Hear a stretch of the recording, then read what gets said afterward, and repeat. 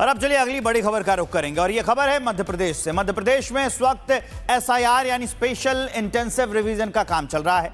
इस प्रक्रिया में मतदाता सूची को अपडेट करने के लिए दावे और आपत्तियां ली जा रही हैं। लेकिन इसी बीच एसआईआर के नाम पर फर्जीवाड़ा भी रुकने का नाम नहीं ले रहा है। मध्य प्रदेश के कई जिलों में फॉर्म 7 से शिकायत की गई। मुस्लिम मतदाताओं को लेकर यह शिकायत की गई।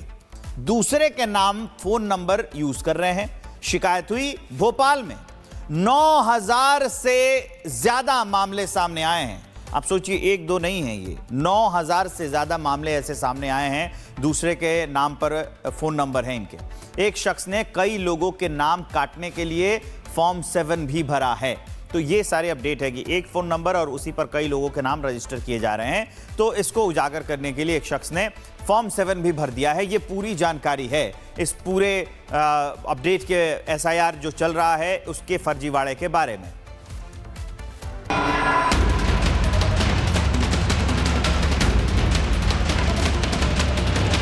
बिल्कुल गलत है। मैं वहीं हूँ और वहीं है हम लोग। ये भैया हमारे घर के पास रहते हैं, ये भैया हमें जानते हैं, हम शुरू से वहीं रहते हैं। एसडीएम महोदय, माननीय कलेक्टर महोदय, माननीय तहसीलदार महोदय से निवेदन करना चाहता हूं कि मेरा वोटर लिस्ट से नाम न कटे। क्या मध्य प्रदेश में वोट काटने की साजिश की जा रही है? क्या एमपी में मुसलमानों के नाम वोटर लिस्ट से हटाए जा रहे हैं? क्या फॉर्म 7 के जरिए फर्जी शिकायतें की जा रही हैं? ये सवाल रिपब्लिक भारत के उस रिपोर्ट के बाद सामने आया जिसमें वोट कटवा साजिश का चौंकाने वाला खुलासा हुआ। शिकायतें क्या हैं, लोग क्या कह रहे हैं, पूरी बात सुनवाएंगे आपको। लेकिन पहले हमारी पड़ताल में जो फैक्ट सामने आए हैं उसे जान लीजिए। हमारी रिपोर्ट में सामने आया है कि मध्य प्रदेश में वोट काटने की साजिश हो रही है। भोपाल, भिंड, सिंगरौली सहित मध्य प्रदेश के कई जिलों में फॉर्म 7 के जरिए शिकायत की गई। इन शिकायतों में ज्यादातर नाम मुस्लिम मतदाताओं के हैं। शिकायत करने वाले दूसरे के नाम और फोन नंबर से शिकायत कर रहे हैं। राजधानी भोपाल में ही ऐसे 9000 से ज्यादा मामले सामने आ चुके हैं। रिपब्लिक भारत की पड़ताल में सामने आया, एक ही शख्स ने कई मुस्लिम मतदाताओं को नाम काटने को लेकर फॉर्म 7 भरा। कितने बार वोट डाल चुके हैं आप? मैं तकरीबन 6 बार वोट डाल चुका हूँ। इस बार ये विशाल क्यों ऑब्जेक्शन ले रहे हैं? आप कहीं और शिफ्ट हो गए हैं क्या? नहीं, हम यहीं रहते हैं, कहीं शिफ्ट नहीं हुए हम। और विशाल को आप जानते भी नहीं है? नहीं जानते। तो इस पर आपने क्या ऑब्जेक्शन लिया कि आपका नाम है आबिद अली, ये फॉर्म 7 आप देख रहे हैं, इसमें आबिद अली, यही शख्स आबिद अली है और इनका ये पहचान पत्र आप दिखाइए। ये वोटर आईडी है जी, ये मेरा वोटर आईडी है। आबिद अली का ये वोटर आईडी आप देख रहे हैं। लेकिन विशाल जो है उसने आबिद अली का नाम काटने के लिए फॉर्म 7 इस तरह से भरा है। वोट काटने की साजिश कैसे रची गई, कैसे पूरा सिस्टम तैयार किया गया, उसकी डिटेल समझ लीजिए। वोट काटने के लिए किसी और का नाम और फोन नंबर इस्तेमाल किया गया। फर्जी नंबर से शिकायत रजिस्टर कराई गई। एक ही पैटर्न पर झूठी शिकायत कर नाम काटने का प्लान तैयार किया गया। आपका नाम क्या भैया? अफजल अली। अच्छा, ये आईडी किसकी है? ये पापा जी की और मम्मी जी की है। अच्छा, आपके पिताजी का नाम क्या है? नौशाद अली। तो नौशाद अली कहाँ रहते हैं?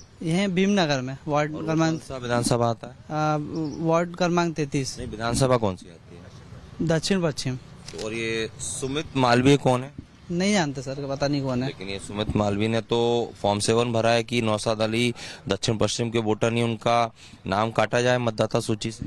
तो वो पता नहीं कौन है सर, हम जानते ही नहीं। और आके हमारे ऊपर कंप्लेंट मार रहे हैं। हमारे पास पूरे प्रूफ भी होते हुए, हमारा जन्म ही यहीं हुआ है।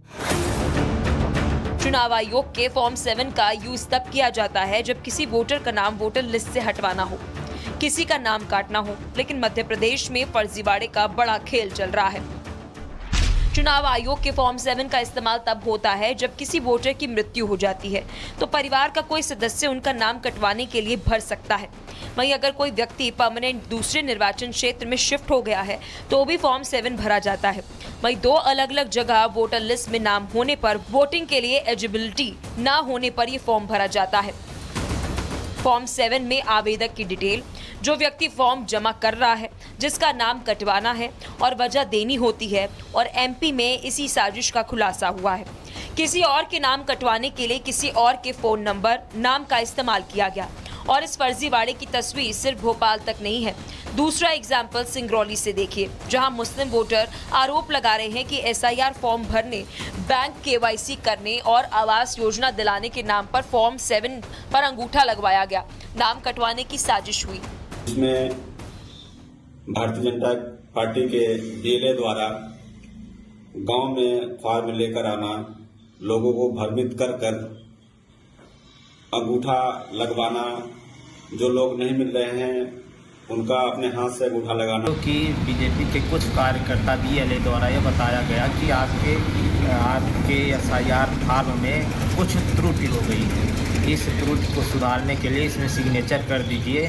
फिर बाद में ये पता चला कि ये फार्म 7 नंबर फार्म है जो वोटर लिस्ट से नाम हटाने के लिए है। हम नाम मैंने साइन कर दिया, हमसे साइन करवा ली, बाद में चला कि नाम काट लिया है।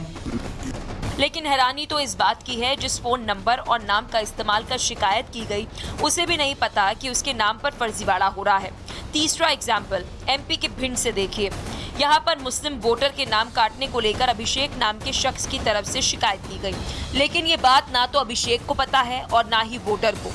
आवेदन की फोटो लेके दे देना, वो भी तो दे रहा है लिख के संबंधित व्यक्ति। अच्छा, इसने शिकायत की हमने कोई मुझे कह रहा है फोटो ले, कोई दिक्कत नहीं है, मेरे नाम से फर्जी शिकायत लगाई जा रही है, उसके खिलाफ कार्रवाई करो 420।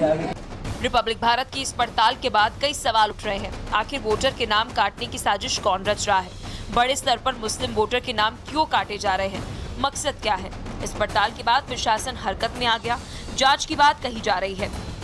कुछ जनप्रतिनिधियों द्वारा और कुछ मीडिया संस्थानों द्वारा ऐसा बताया गया कि कई लोगों ने किसी दूसरे का नाम कटाने के लिए गलत तरीके से फॉर्म 7 भर दिया है। तो मैं ये इंश्योर करना चाहता हूँ कि हमारे बीएलओ मौका मुआयना करते हैं। इसके अलावा ईआरओ पूरा तहकीकात करने के बाद ही किसी नाम के डिलीशन पर निर्णय लेते हैं, इसलिए किसी को चिंता करने की जरूरत नहीं है। किसी भी सही व्यक्ति का नाम काटा नहीं चाहिए। जिसके बाद फर्जीवाड़े के जरिए खास वोटर के नाम काटे जाने पर सियासत शुरू हो गई। कांग्रेस और बीजेपी आमने सामने आ गए।